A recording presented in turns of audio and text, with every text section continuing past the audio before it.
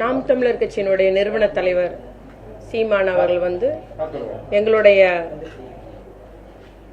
கழக தலைவராக இருந்து 5 முறை முதலமைச்சராக இருந்த முத்தமிழறிஞர் கலைஞரை பற்றி இழிவாகவும் அவதூறாகவும் பேசியதை திராவிட முன்னேற்ற கழகம் வன்மையாக கண்டிக்கிறது. கழக தலைவரை பற்றி நம் தமிழ் மக்கள் அறிவர். அவர் தமிழ்நாட்டு வளர்ச்சிக்காக, தமிழ் மக்களின் நலனுக்காக, தமிழ் மொழி வளர்ச்சிக்காக, தமிழ் மொழியை செம்மொழியாக்கியதே நம்முடைய கலைஞர் அவர்கள் தான். அத்துணை திட்டங்கள் நிறைவேற்றி தந்தவர். பிச்சைக்கார மறுவாழ்வாக இருந்தாலும் சரி, திருநங்கைகளாக இருந்தாலும் சரி, மாட்டுத்திறனாக இருந்தாலும் சரி, பாட்டாளியாக இருந்தாலும், தொழிலாளியாக இருந்தாலும், மகளிராக இருந்தாலும் சரி, அத்தனை பேர் வாழ்க்கையிலும் அவர்கள் உரிமையை நிலைநாட்டியவர், ஏற்றங்காண செய்தவர், திட்டங்களை வடிவமைத்தவர் என்பதை நாம் எல்லாம் அறிவோம். இளைஞர்களுக்காக முதல் தலைமுறை பட்டதாரி திட்டம், கல்வி கடன் ரத்து, நம்முடைய நுழைவுத் தேர்வு ரத்து என்றெல்லாம் அவருடைய படிப்பிற்காகவும் முதலில் கணினி கல்வி வளர்ச்சி, இவ்வாறு அடுக்கிக் கொண்டே போகலாம். அவ்வளவு தமிழ்நாட்டில் இந்த ஒரு ஏற்றம் வந்துள்ளது, வளர்ச்சி வந்துள்ளது, அது காரணகர்த்தா கலைஞர். அவரை பற்றி இந்த மாதிரி இழிவாக பேசுவது வன்மையாக திமுக கழகம், திராவிட முன்னேற்ற கழகம் கண்டிக்கிறது. அவருடைய ஒரு கட்சி தலைவர் என்பது அவருடைய ஆதரவாளர்களோ இல்ல நிர்வாகிகளோ யாரையோ தவறாக பேசும்போது கண்டிக்கக்கூடியவர்களாக, தடுக்கக்கூடியவர்களாக இருக்க வேண்டும். ஆனால் ஒருத்தர் அதை நம்முடைய கழக தலைவர் கலைஞர், முத்தமிழறிஞர் கலைஞரை பற்றி பேசும்போது இவர் எதிரே உட்கார்ந்து சிரித்து கொண்டிருக்கிறார். ஆக ஒரு தலைவனுக்கு உரிய பண்பு இல்லாத ஒரு தலைவன் என்ற முறையில் அவர் ஒரு வழிநடத்த தெரியாத நிலையில இருக்கிறார் என்பதை நான் கூற விரும்புகிறேன். அதே போல பாத்தீங்கன்னா அவர் நமக்கு முன்னால ஒண்ணு பேசுறாரு, அப்புறம் அதை மாத்தி பேசுறாரு. இதே தலைவருடைய மறைவன்று என்ன பேசினாரு? எதிர்கால இளைய சமுதாயத்தினருக்கு கலைஞர் ஒரு படிப்பினைன்னு சொன்னார். இவர் ஓய்வர் இரவு பகல் பார்க்காத உழைத்த ஒரு உழைப்பாளின்னு சொன்னார். இவர் 70 வருஷம் ஒரு அரசியல் வாழ்க்கை, தமிழ்நாட்டு அரசியலில் இருந்த ஒரு ஆளுமைன்னு சொன்னார். அவர் சொன்னதெல்லாம் அடிக்கிட்டே போகலாம். அப்படி ஒரு கலைஞருடைய மறைவைத போது இதே சீமான் அறிக்கை விடுறாரு, அப்புறம் இன்னைக்கு மாத்தி சொல்றாரு. அதனால எங்களுடைய தலைவரை பற்றி கோடானு கோடி தொண்டர்கள், எங்களுடைய கட்சி தலைவர் தளபதியாருடைய கண் அசைவிற்காக தான் காத்திருக்கிறார்கள், பொறுமையாக இருக்கிறார்கள். ஆளுங்கட்சியில் இருக்கிறோம், முதலமைச்சராக இருக்கிறார்கள், அதனாலதான் பொறுமையாக இருக்கிறார்கள். அதை எண்ணிக்கொண்டு இவர் என்ன அரசியல் அவதூறுகளோ இல்ல அரசியல் ரீதியாக குற்றச்சாட்டு கூறும்போது நாங்கள் எந்த நடவடிக்கை எடுக்கல. ஆனா அருண்ற ஒருத்தர் இந்த மாதிரி துரைமுருகன்றவர் ஜாதி பேரை சொல்லி இழிவாக பேசுகிறார் என்று ஒரு புகார் கொடுத்ததுனாலதான் அரசு நடவடிக்கை எடுத்து அவரை கைது பண்ணது. ஆனா ஒரு தலைவனாக இருக்கிறவர் என்ன சொல்றாருன்னா கருத்துரிமை பறிக்கப்படுதுன்றாரு. அவர் பேசிய வார்த்தை, அவர் இயக்கிய சீமான் இயக்கிய தம்பி படத்துல அந்த வார்த்தையை உபயோகப்படுத்தினதுக்கு இதே சீமானவர்கள் அன்று எல்லாத்துக்கும் முன்னாலேயும் ஒரு சமுதாயத்தினர் குறிக்கிற சொல்லுன்னு தெரியாது, நான் மன்னிப்பு கேட்கிறேன், என்னுடைய வருத்தத்தை தெரிவிச்சுக்கிறேன்னு சொல்லி வருத்தம் தெரிவிச்சவர் தான். இனி இதுமேல் நடக்கான்னு வேற அன்னைக்கு சொன்னார். ஆனா மீண்டும் அதே வார்த்தையை இவர் வாயினாலையும் சொல்றாரு. இது நம்முடைய பட்டியல்ல 15வது ஜாதியாக அந்த சொல் இருப்பது கூட இவருக்கு தெரியாதல்ல, தெரியும். வாய்க்கு வந்ததை பேசிட்டு போறோன்றது நம்ம இதுல இருந்து தெரிய முடிகிறது. அதே வார்த்தை இன்னைக்கு சொல்லி இருக்கிறாரு. அவர் சொன்ன தொண்டர் சொன்னதை இவர் மீண்டும் சொல்லிட்டு கைது பண்ணுங்க அப்படின்ற மாதிரி சொல்றாரு. இது தலைவனுக்கு ஒரு அழகல்ல, தலைவனுக்குரிய பண்பும் அல்ல. சட்ட ஒழுங்கு பிரச்சனை உண்டாக்கணும், ஜாதி ரீதியா மத ரீதியா பிரச்சனை உண்டாக்கக்கூடியவராக தான் அவருடைய பேச்சுக்கள் இருக்கிறது என்பதை நான் கூற விரும்புகிறேன்.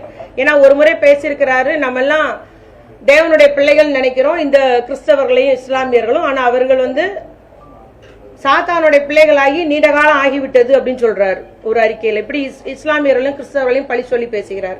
ஒரு ஈரோடு இடைத்தேர்தல் என்ன பேசினார்னா, தூய்மை பணியாளர்லாம் தெலுங்குல இருந்து வந்தவங்க, அவங்க நம்ம தமிழ்நாட்டுக்காரர்களை கிடையாதுன்னு சொல்றாரு. ஆனா தமிழ் குடின்னு பேசுறவங்க எப்படி ஒரு ஜாதி பெயரை சொல்லி இழிவுபடுத்துறான்றத இந்த மாதிரி ஜாதி பெயராலும் மதத்தின் பெயராலும் சட்ட ஒழுங்கு பிரச்சனை உண்டாக்க வேண்டும் என்பதற்காகவே உரையாடி வருகிற பேசி வருகிற சீமான் அவர்களை திராவிட முன்னேற்ற கழகம் வன்மையாக கண்டிக்கிறது. அதே மாதிரி பாத்தீங்கன்னா அவருடைய சொற்கள் முன்னும் பின்னாக இது ஒன்னே எடுத்துக்கலாம். நம்ம இந்த வார்த்தையை சொல்லி பேசினதா இருந்தாலும் சரி, கலைஞரை பற்றி பேசினதா இருந்தாலும் சரி, நிறைய தருணங்களை நம்ம பார்த்தோம்னா இன்னைக்கு ஒண்ணு பேசுறாரு, அடுத்த வருஷம் ஒண்ணு பேசுறாரு. அதனால அவருடைய மனநிலையை அவர் சோதிப்பது நல்லது அப்படின்றது என்னுடைய தாழ்மையான கருத்தாக நான் கூறிக்கொள்ள விரும்புகிறேன். அது மாதிரி பேசுறதும் கைது பண்ணிடுவீங்களா? இது கருத்துரிமை தானே. சவுக்கு சங்கரை ஏன் கைது பண்ணீங்க, பெலிக்ஸ் ஏன் கைது பண்ணீங்கன்றாங்க. அதுல வந்து பெண் காவலர்களையும் உயர் அதிகாரிகளையும் தவறாக சித்தரிச்சு பேசுறாரு, தவறான முறையில இணைத்து பேசுகிறார். அதற்கு பெண் காவலர்கள் புகார் கொடுத்திருக்கிறாங்க. புகார் கொடுத்ததுனால அந்த கைது நடந்திருக்கு, அது வழக்கு நடக்குது, நீதிமன்றத்துல வழக்கு நடக்கு, நீதிமன்றம் பார்த்துட்டு இருக்கு. அதை அப்ப இவர் நியாயப்படுத்தி பேசுறாரா? இப்ப பெண் காவலர்களை தவறா சொன்ன இவர் ஏத்துக்கிறாரா? ஆகவே அந்த நேரத்துக்கு என்னன்னா வாய்க்கு வந்தது பேசுவோன்ற மாதிரி இவர் பேசிட்டு இருக்கிறாரு அப்படின்றதுதான் என்னுடைய கருத்து.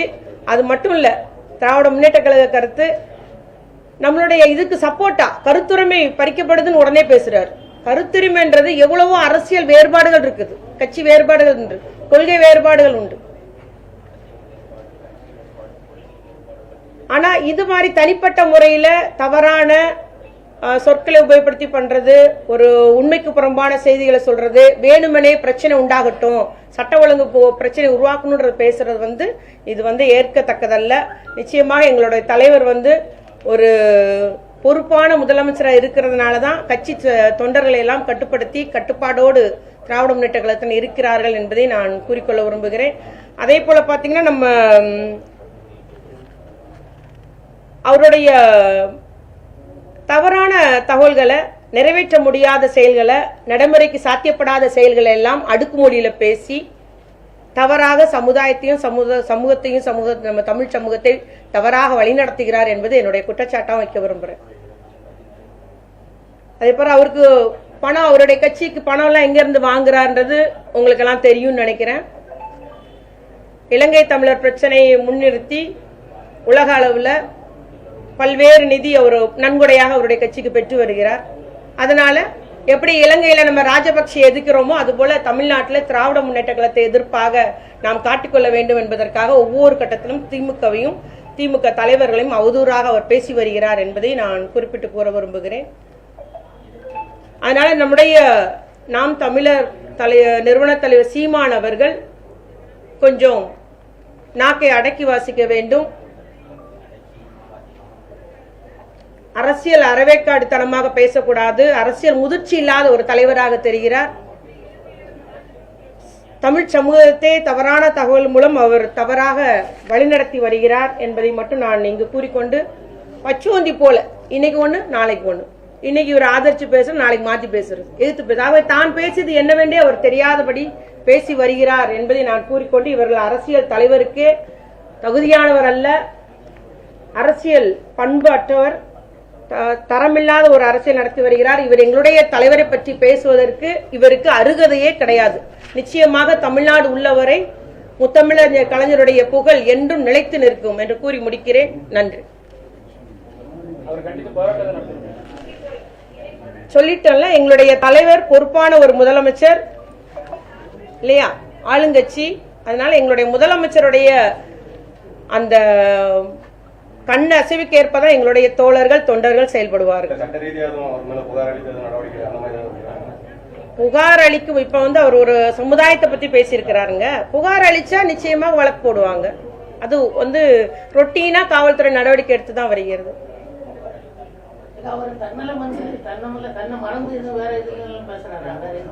சொன்னல, அவர் மனநிலையை சோதிப்பது நல்லதுன்னு சொன்ன இல்லையா? வேறங்க, தேங்க்யூ, நன்றிங்க. பேசுவோம்.